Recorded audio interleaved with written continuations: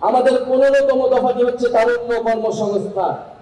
আজ বাংলাদেশে প্রায় 30 লাখ বেকার, এদের প্রতি 3 জনে 2 জন তরুণ। সকল কর্মক্ষম নাগরিকের জন্য দেশে ও বিদেশে মর্যাদাপূর্ণ কর্মসংস্থান নিশ্চিত করতে আমরা রপ্তানিমুখী শ্রম ঘন শিল্পের বহুমুখীকরণ এবং দক্ষ মানব সম্পদ গড়ে তুলব। কর্মক্ষেত্রে প্রায়োগিক দক্ষতা বৃদ্ধি করতে শিক্ষা জীবনে সরকারি ও বেসরকারি ক্ষেত্রে বেতনভুক্ত ইন্টার্নশিপ সুযোগের সম্প্রসারণ করব।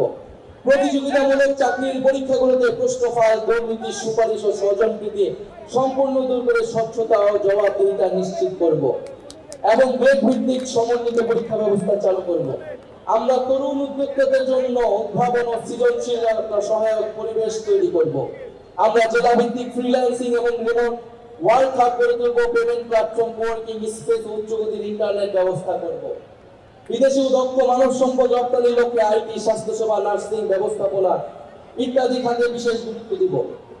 এই জন্য আমরা সেক্টর ও দেশভিত্তিক সুনির্দিষ্ট দক্ষতা ও ভাষা বিষয়ে প্রশিক্ষণ দিব। আমরা তরুণদের মাদক ও অপরাধ প্রবণতা রোধে প্রতিনিধির আন্তর্জাতিক মানের ক্রিয়া কমপ্লেক্স তৈরি করব। আমরা চাই তরুণরা শুধু চাকরি খুঁজবে না, চাকরি তৈরি করবে, এরকম অর্থনৈতিক পরিবেশ তৈরি হবে। বহুমুখী বাণিজ্য এবং শিল্পায়ন নীতি।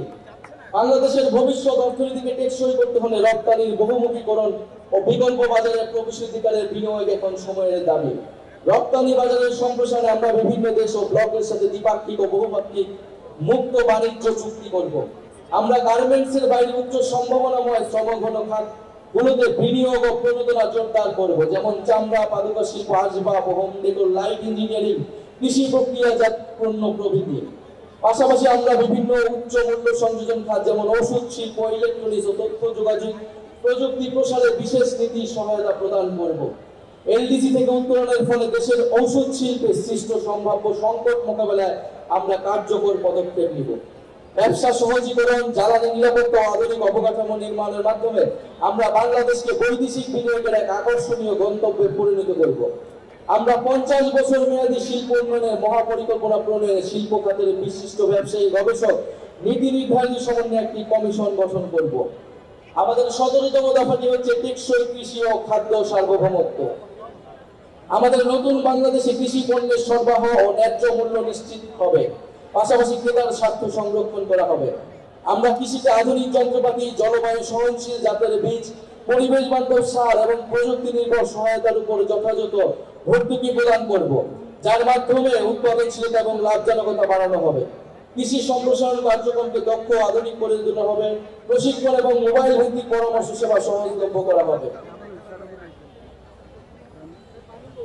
আমরা কৃষি উৎপাদন ও সরবরাহ পরিস্থিতি বুঝতে একটি নারীর ক্ষমতায়ন বাড়াতে নিম্নকক্ষে 100টি সংরক্ষিত আসনে নারী প্রতিনিধিদের সরাসরি নির্বাচনের ব্যবস্থা করব, যার সংখ্যা রাজনীতির নারী অংশগ্রহণের বৃদ্ধির সাথে সাথে হ্রাস করা হবে। উত্তরাধিকার সম্পত্তিতে নারীর প্রাপ্য অধিকার দ্রুত বুঝে পেতে সর্বপ্রকার আইনি সহায়তা প্রদান করা হবে। বেসরকারি সরকারি প্রতিষ্ঠানে নিয়োগ, পদোন্নতি ও বেতন কাঠামোতে নারী পুরুষ বৈষম্য দূর করতে প্রয়োজনীয় নীতিমালা গ্রহণ করা হবে।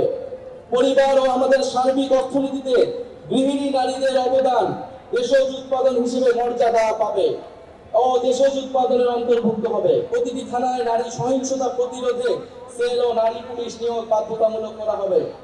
ধর্ষণ মামলার বিচার প্রক্রিয়া 6 মাসের মধ্যে সম্পন্ন করতে ফাস্ট ট্র্যাক ট্রাইব্যুনাল চালু করা হবে এবং ভিকটিমদের ব্যক্তি পরিচয় গোপন রাখার জন্য গণমাধ্যম নীতিমালা জারি করা হবে।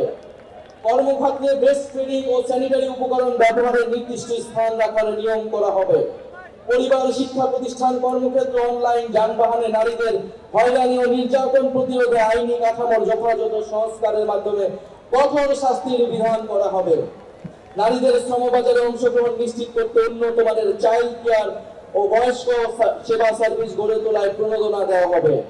স্বল্প আয়ের পরিবারকে চাইল্ড কেয়ার ভর্তুকি করা হবে। আমরা কর্মজীবীদের পূর্ণ বেতনে অন্তত 6 মাস মাতৃত্বকালীন ও 1 মাস পিতৃত্বকালীন ছুটি নিশ্চিত করব। নারীদের মাতৃত্বকালীন প্রজনন স্বাস্থ্য নিশ্চিত করতে আমরা যথাযথ উদ্যোগ গ্রহণ করব। নারীদের কর্মসংস্থানে নিরাপদ যাতায়াতের জন্য বিশেষ বাস সার্ভিসের ব্যবস্থা চালু করা হবে। সকল নারীরা যেন প্রয়োজনীয় স্বাস্থ্য সামগ্রীর প্রাপ্যতা সুলভে যথাযথ উদ্যোগ গ্রহণ করা হবে। অনুন্নত পিছিয়ে পড়া অঞ্চল, মাদ্রাসা ও পাহাড়ি অঞ্চলের স্বল্প আয়ের পরিবারের নারীদের উচ্চশিক্ষার জন্য বৃত্তি চালু করব। বাল্য বিবাহ যৌতুক বন্ধের জন্য সচেতনতা বৃদ্ধির কার্যক্রমে ধর্মীয় ও রাজনৈতিক নেতাদের সম্পৃক্ত করা হবে। আমাদের 14তম দফাটি হচ্ছে মানব কেন্দ্রিক ও কল্যাণমুখী অর্থনীতি। অর্থনীতির মূল ভিত্তি হওয়া উচিত মর্যাদা সম্পন্ন মানুষ। অর্থনীতির পরিকল্পনার কেন্দ্রবিন্দুতে থাকতে হবে মানুষের সামগ্রিক বিকাশ। কেবল দক্ষতা নয়, মানুষের উদ্দেশ্য, মূল্যবোধ ও সামাজিক দায়ভার গঠনে বিনিয়োগ করতে হবে। আমরা বাজার ভিত্তিক কিন্তু কল্যাণমুখী অর্থনৈতিক দর্শন মেনে একটি আধুনিক অন্তর্ভুক্তিমূলক অর্থনীতি গড়ে তুলতে প্রতিশ্রুতিবদ্ধ। আমরা একটি প্রতিযোগিতামূলক বাজার ব্যবস্থা প্রতিষ্ঠা করব, যেখানে সিন্ডিকেটের দৌরাত্ম্য বরদাস্ত করা হবে না, অলিগার শ্রেণীর প্রভাব ধ্বংস করা হবে এবং ক্ষুদ্র ও মাঝারি ব্যবসার বিকাশ নিশ্চিত করা হবে। আমরা উন্নয়নকে শুধু জিডিপির সংখ্যা দিয়ে পরিমাপ করব না, নাগরিকের অন্ন, বস্ত্র, বাসস্থান, শিক্ষা, চিকিৎসা, ইন্টারনেট এসব মৌলিক সেবা এবং সেবার মান ও প্রাণ প্রকৃতি পরিবেশের সুরক্ষাই হবে আমাদের উন্নয়নের মানদণ্ড। আমরা বেকার ভাতা, বয়স্ক ভাতা, বিধবা ভাতা, বিশেষ চাহিদা সম্পন্ন নাগরিক ভাতা, শিশু ভাতা প্রভৃতি সামাজিক সুরক্ষা সেবাকে নাগরিক অধিকার হিসেবে প্রতিষ্ঠা করব। পথ শিশু ও ছিন্নমূল মানুষদের জন্য আমরা পুনর্বাসন, শিক্ষা, স্বাস্থ্য সেবা ও কর্মসংস্থানের মাধ্যমে অর্থনৈতিক ও সামাজিক নিরাপত্তা নিশ্চিত করব। আমরা কর কাঠামোর ন্যায্য সংস্কারের মাধ্যমে ধনী গরিবের বৈষম্য কমিয়ে আনবো এবং সুষম উন্নয়ন নিশ্চিত করব। মধ্যম আয়ের খাত ও চতুর্থ শিল্প বিপ্লবের তথ্য প্রযুক্তিগত চ্যালেঞ্জ মোকাবেলা আমরা প্রণয়ন করব একটি দূরদর্শী সমন্বিত পরিকল্পনা। আমরা ব্যাংকিং ও আর্থিক খাতের বিদ্যমান কাঠামোকে শক্তিশালী করব। বাংলাদেশ ব্যাংককে পূর্ণ স্বাধীনতা দিব ঋণ খেলাপি রোধে একক ক্রেডিট আইডি সহ ন্যাশনাল ক্রেডিট রেটিং সিস্টেম চালু করতে। পুঁজিবাজার সংস্কার এবং সিকিউরিটি অ্যান্ড এক্সচেঞ্জ কমিশন পুনর্গঠন করব এবং এই খাতে সুশাসন প্রতিষ্ঠা করব।